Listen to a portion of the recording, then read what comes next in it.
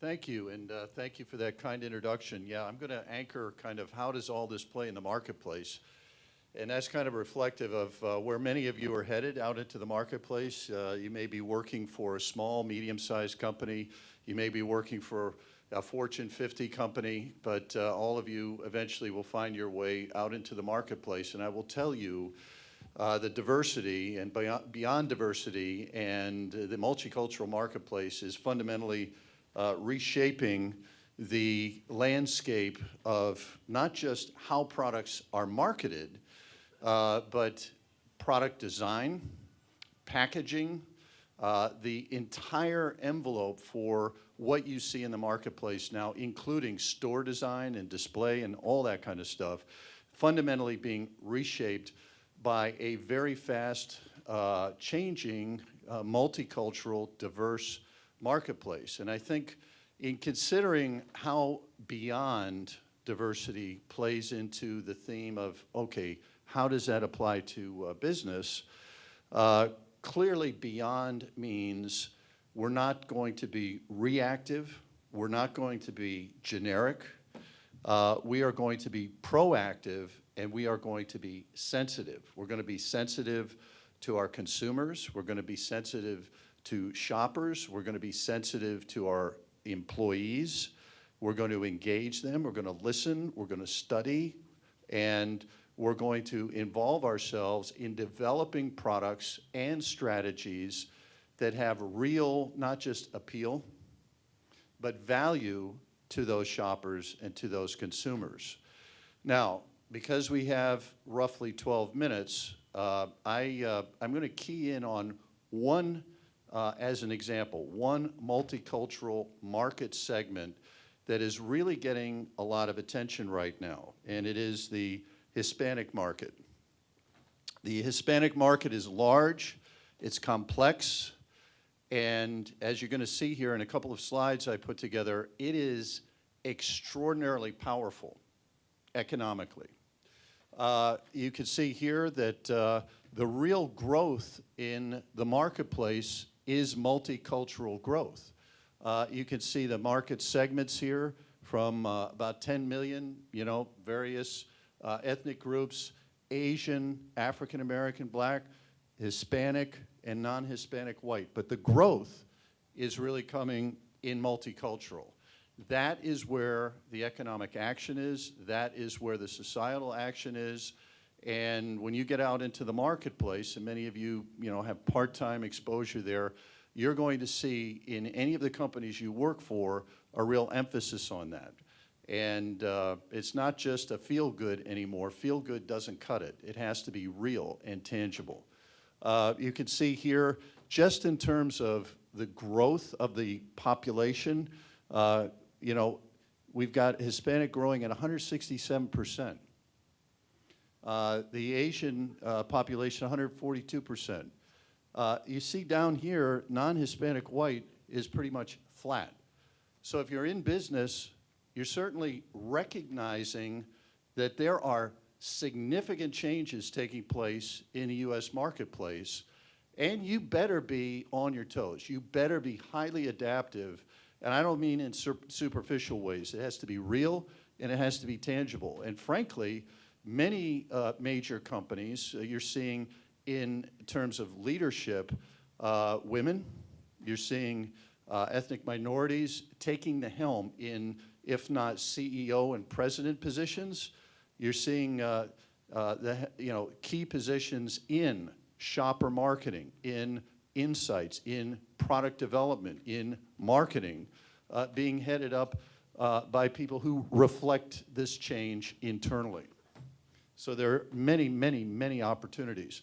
Well, let's drill down here very quickly and see how this plays on a little bit more sophisticated level. When you think, okay, Hispanic marketing, you're thinking Univision, you're thinking, okay, we're going to maybe create some Spanish language commercials. Well, if you just take the same old stuff and translate it into Spanish, you don't necessarily have a successful multicultural marketing campaign. Because why? You're not sensitive. You haven't built the campaign from the ground up, including the product, on that shopper and their specific cultural interests, tastes, needs, preferences, priorities. So let's take a look at this Hispanic household, because this is kind of interesting. Hispanics over-index in many, many key areas of interest to business. I've selected 4 here. In terms of household, and I know it's hard to envision 0.4 of a person, but just in terms of averages, the US average is 2.4 people per household, 3.4 for Hispanic households. Kids, or rather, number of households that have children, half of Hispanic households have children. The US average is 30%. That's a huge difference. This one down here, children per household. More than 1 per household for Hispanic households. The US average is 0.5. And then finally, where the rubber hits the road for business is, and you might not be able to see this because of the podium, but the cumulative lifetime spend per household is $2 million currently. That number's going up, as I'm going to show you here in a second, versus non-Hispanic white at 1.6 versus 2, African American at 1.3 versus 2. So the economic power of the Hispanic market is extraordinary, and it's growing. You can see here, as you begin to drill down, there are significant differences within this demographic. There are foreign-born Hispanic, US-born Hispanic. The fastest growing segment, believe it or not, is US-born. That's the segment of the Hispanic population that's growing the fastest. They also wield the most economic power, and you look at non-Hispanic, that's way down. So if I'm Coke, if I'm Pepsi, if I'm Chevrolet, if I'm Apple, any of the products and services, the clothing companies, toys, I'm interested, real interested in this market. And I better be seriously interested in this market by being sensitive to the diversity in this marketplace, in this particular market.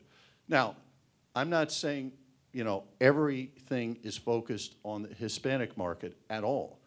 What I'm showing you is the methodology that's used by business to really determine how best to implement a strategy. Size of market, buying power, where they are, who they are, what their needs, interests are, and the companies that I'm going to feature as being really good or recognized at really investing in multicultural and diversity marketing are companies that aren't just looking at one, but looking at all the diverse groups within their constituency, their national market.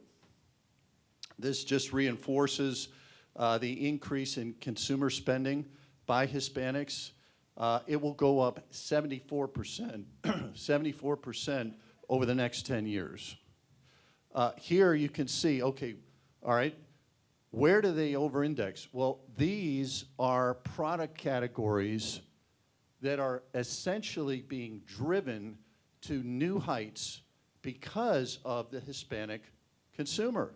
And you can see it's pretty diverse. Baby formula, beer, deodorizer and freshener, eggs, flour and meal, isotonic beverages, Mexican food, shampoo and conditioner.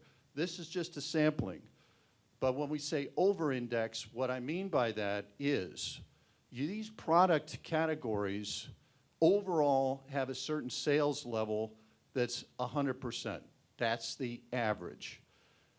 If you look at products sold in subgroups, if the index is 120%, that means that that particular constituency is over-indexing. As a group, they're spending more than the average national total. So these are all over-indexing heavily. Isotonic beverages, 208%. Huge, okay? The Hispanic shopper is also plugged in. 70% of non-Hispanics own a smartphone. 79%, the over-indexing number for the Hispanic consumer. So they're using technology not only to make buying decisions, they may be price comparing using the scanner and price comparison apps on their smartphone. They're going online to check on deals, specials, promotions. They're using social media to communicate and share what they find with their family, their friends. So in sum, who are these digitally engaged shoppers? They're younger. They tend to be fairly evenly split. Right now, Hispanics skew a little bit more male. Hispanic and bicultural is a key characteristic of the digitally engaged consumer. They tend to be married. They tend to have children, tend to be educated, employed, and a little bit higher income than average. And in sum, these are some of the things that marketers have to live by. And one is the fact that US-born, acculturated Hispanics are really the ones driving the marketplace right now, and they are creating their own culture. There are all kinds of new trends, new tastes that are coming from the acculturation of not just Hispanics, but the descendants of second, third generation people who really are adapting to each other in a multicultural framework. They're adapting to the existing US culture and shaping and changing it across the board. In music, you hear the term fusion. There's fusion in food. There's fusion in lifestyle. There's fusion in taking different cultural characteristics and merging them together. Your generation is having a lot to do with driving that. This campus population is very reflective of that merging of cultures and that first to second to third generation transformation that's really driving things. And it's not going to stay the same, and these marketers and these companies know it. It will constantly be changing. It's changing at a higher velocity all the time. So these are just a few things. They're, the differences in the acculturation between foreign-born and those that are born in the United States. Basket spend and composition just means businesses are looking at what you put in your shopping basket, and they're seeing significant differences in what you're actually spending money on. We've already covered that the key to CPG, that's consumer packaged goods companies, the key to their growth and their future is understanding this beyond diversity, multicultural thing and adapting to it. And they have to view the landscape differently for each segment. As I said before, if you look at the old black and white commercials and magazine ads for anything from television sets, radios, cars, Coca-Cola, it was pretty white bread and pretty uniform back in the 50s and 60s. One size fits all, the mass market, the Mad Men made, kind of notorious and famous through the TV show that recently was on the air. I mean, that whole era was based on coming up with one concept with mass appeal to everybody. That is way gone. That doesn't work. And I'm going to show you a couple of things here that I think will reinforce that. Now, the top 5, number 1 is McDonald's. And let me just show you a commercial here. Oh, that's the pointer. Can we play that right off the computer? Now, this commercial... Luis, hey. Ándale, ya llegaron tus amigos. Okay. Can we lower the lights? Is that possible? Luis! Hey, what's up, guys?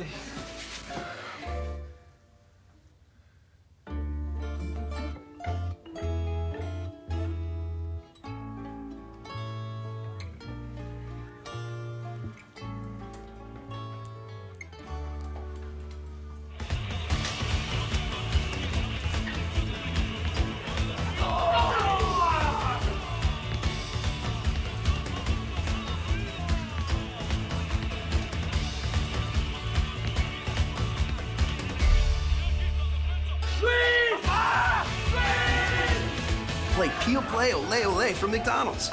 And you could win a trip for two to the FIFA World Cup final in Rio. There's something new to love at McDonald's. You can see sports, you can see family, you can see first generation, second generation. That was a big game. The green, obviously, that's Mexico, and you know the younger group was U.S. You know, it's just reflective of so many of the themes we just talked about. And so that's McDonald's. I got just one more. Pepsi has been in this a long time, and they've brought back a lot of learnings from being a global company back to the U.S. Let's just play. I've got one more here. We'll play this. This is Pepsi. Y ahora, para animar el turno de noche, Shakira.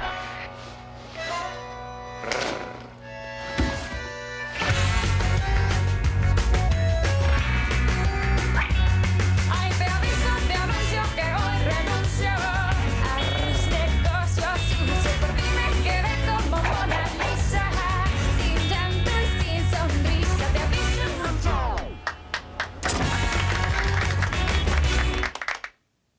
Concert promotion, that could be a bodega or a convenience store. A lot of things embedded in back of that you know, it's fun. You know, that one actually is in Spanish. Actually, there's not a whole lot of talking going on, more dancing and music, but reflective of you know, a number of the trends. So I'm going to wrap up with the next three here. Whoop. Chevrolet has made a big investment in multicultural marketing. Western Union, this is one of the primary ways that funds are sent to families outside the United States, so they've had a real resurgence.